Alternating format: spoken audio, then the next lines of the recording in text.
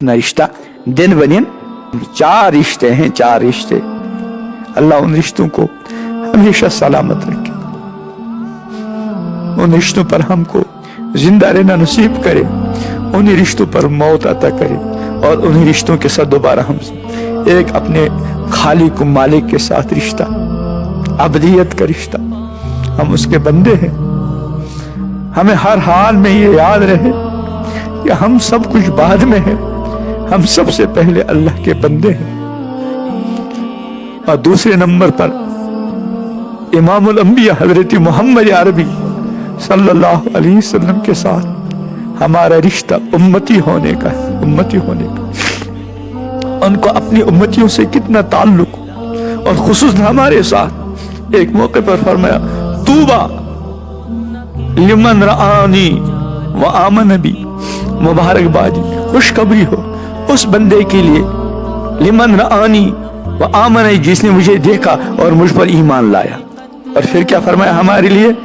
وطوبیٰ 7 مرات، 7 مرتبہ مبارکبادی ہو، کس کے لیے؟ لمن لم یرانی وآمن بی، اس خوش نصیب کے لیے جس نے مجھے نہیں دیکھا اور مجھ پر ایمان لایا۔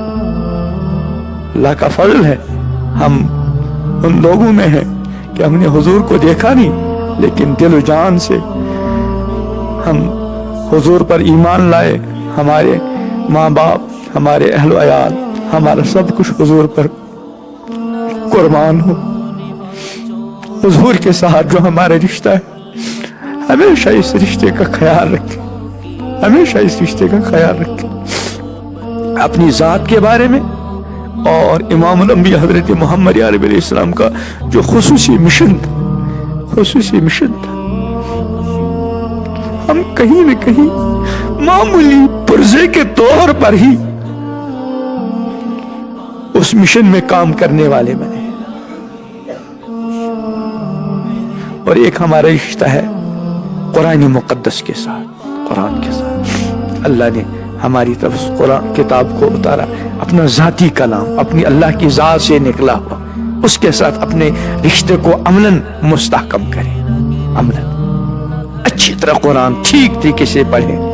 کوئی دن ایسا نہ ہو جس دن ہم قرآن کی تلاوت نہ کریں۔ اور اب رمضان مبارک کا مہینہ آ رہا ہے، اس کا قرآن کے ساتھ خاص تعلق ہے۔ حضور علیہ السلام نے فرمایا کہ قرآن اور روزہ دونوں کیا کریں گے؟ سفارش۔